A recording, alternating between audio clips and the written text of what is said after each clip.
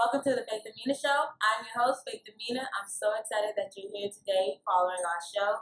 Make sure that you follow us on all social media, subscribe, and listen to our podcast on all podcast streaming platforms. Okay, guys, so we're getting right into it. Before we get into it, I would love for you guys to introduce who you are and where people can find you. The young man. Thank you. My name is Anthony Groves. You can find me at Groves Media Group on Instagram. I will eventually have an online page coming up, so a lot of stuff in the works. Awesome.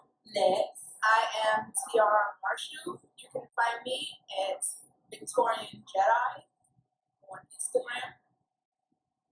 Hi, I am Winnie Jerome. You guys can find me at One Winnie Chick on Instagram. It's the same handle for Twitter as well. Before we get into it, we're going to share some good news. I'll go first so you guys can think about what you're going to say for good news.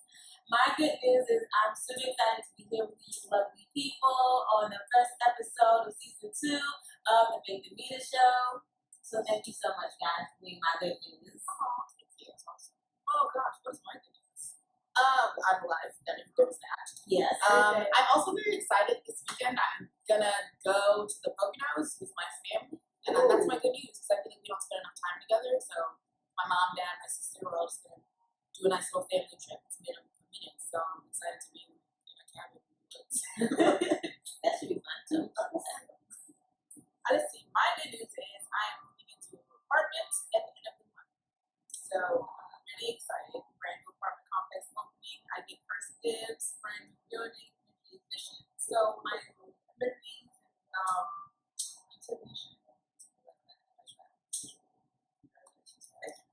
My good news, I recently completed a course, so now I'm certified as an event planner and coordinator.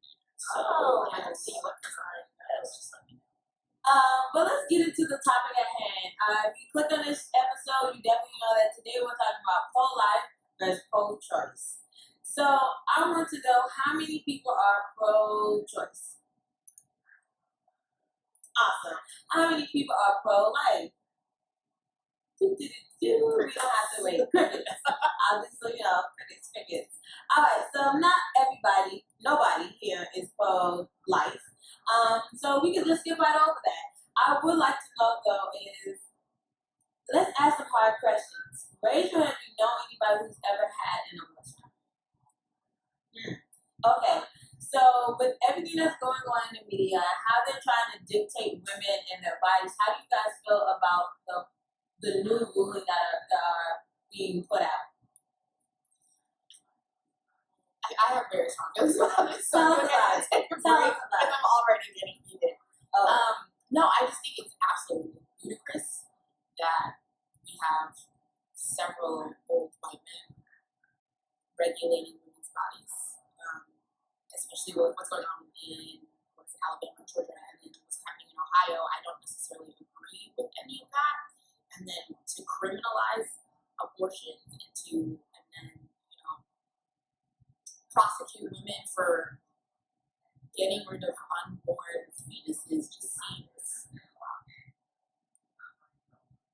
wildly inappropriate to me. I think there's a fine line between actually regulating and then becoming sort of dictatorial entity, and I feel like that's what we're doing. I feel like we're on the track to Handmaid's Tale. Anyone's ever read it, seen this the new show, and I feel like that is where we are. And every day we're getting closer and closer to that. I don't necessarily agree with any of the laws that they're making. I think that at the end of the day, women know what's best for their bodies. So for legalities to come into it now, I just think it's a whole other level of nonsense. agreed. Same. TR? So on the principle of it, I get where pro-life people are coming from. If a fetus actually arrived, then it would actually be murdered. So I get that. But unfortunately, a fetus is not alive. It's tissue. So I feel as though, again, what he said, my main issue is that how are men, not even old white men, the men, period, males, period, who never ever know what it's like to carry a child, never know what it's like. I mean, you talk about women dying in childbirth. Like, you talk about women who have so many complications from caring for bringing life into this world. Men who would never understand on their best day what that's like, making decisions for women, and that's what irritates me. It's not even about what they believe. You know, it's the simple fact that you will never know what it's like to be a man. It's like I will never know what it's like to be a man. You know, it's just a reality. You don't have the same organs. You know, you will never in your life be able to carry a child. You will never know what it's like to be, you know, in so much pain from having menstrual cramps. You will never know what these things are like. How exactly are you going to tell me what's best for me when you can't even experience it? You know, so that's where I stand. Okay, so the male's perspective in the house. At the end of the day, it's whether you want to be spiritual, religious, whatever. They say that we're all given free will. So I don't have a right as an individual to impose my opinions, at least whether I agree or disagree with anybody, on somebody else. Who am I to say, oh, you can't do something when it's all based on the individual's life and their personal settings to think about, like, I mean, let's face it, the cost of living alone. Like, that's a crisis we're going through. So I know mentally, I would say at 28, I'm more prepared than I would have been at 18. So I guess if I was like in that role, I would be more accepting to okay, we can have a child. Right. But it's at the end of the day, it's not my decision. I think from my own personal perspective, I would like to at least be consulted about it. And I know we're at least, just hey, talk to me. Right. And I know that we're gonna go like deeper into it, so I won't divulge all of your secrets. Yeah, All I your thoughts. won't give away all my thoughts, but it's definitely like what you pointed out about the ruling and regulation down south, and then what they're trying to do in Ohio. I know I forget her name, Jane something, but she mentioned a book called Birth, which is one of the reasons why. What's it called? The Birth. Yes. So it talks about. I mean, if you look at it in society, people of color are becoming the majority versus the minority. So, I'm so sorry. That is just a little knowledge tidbit to check out, just to kind of help, like, either affirm or realign your views. So. Okay. So I see a lot of people writing things down. I know you guys have a lot of things you want to talk about. I just want to ask this question. Do you feel, because we do have a man here, that a man should be consulted in when a child is being born or conceived or is conceived? Yes. No. Absolutely not. Okay. Tell us why. I think personally it's a courtesy, but at the end of the day, it is my life. It's literally my life. I am the one putting my life on the line to bring life into this world. And I get it, and it sounds harsh because it's like it takes two to tango. However, I'm sorry, like all of the risk is with me. And so should a man absolutely be consulted? No. As a courtesy, I personally would do it. But if a woman chooses to just do it on her own, I'm okay with that as well. Like, I don't feel as though a man should have to be consulted. That's very interesting. I feel the opposite. I feel if we did this together, we should do it together. I'm a big believer of pros and cons.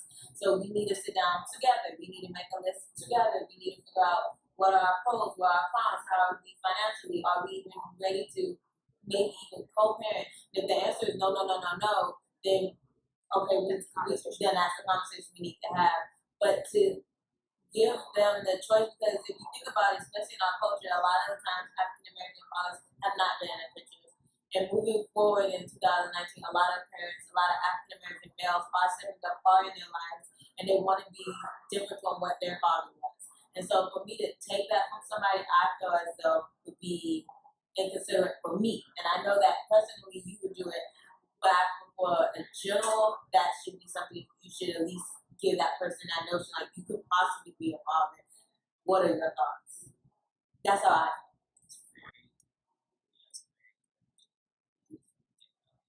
mean, I after hearing your argument, I can see where you're coming from. I very much agree that bottom line, no, but I also believe in circumstances, right? And everything is, conditional in circumstances. So it depends on the situation I have with that person, right?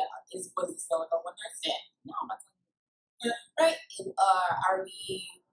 Are we actually together? Do we plan on getting married? These are things that are going to play into whether or not I feel the need to tell you. Yeah. Like if my significant other right now, if I were to find out that I'm pregnant, I'm probably going to tell him. And just be like, hey, You said it, Florida. That was a lie. No, but I mean, like, I just know for myself, I'm not at a place where personally I am ready to have kids, so I take all the necessary precautions, right? Like, God forbid something happen, or things do happen, things occur. I want to make sure that I am financially stable where I am. And it may sound selfish, it may sound whatever, but like I have goals, I have a career, I have things that I want to accomplish. And I'm not necessarily like children get in the way of that, but I feel like pregnancy, like that's a gestation period. Like that's a whole 9 months that you are not your best self or your truest self. And like you're not living your best life, that's for sure, right? Like you are in charge of a whole other mass. I'm gonna go with mass. I was like, it gets us back into that topic of life. Of choice, like is it repeat or is it quality? But you got a whole parasite going on, right? And so technically speaking, a baby is in fact taking up all your nutrients, and all that stuff. And I think parasite often has a negative connotation, but it's honestly, scientifically speaking, it's not necessarily a bad thing. It's literally just another entity feeding off of another entity at the end of the day. And so I always have to get literal with my kids.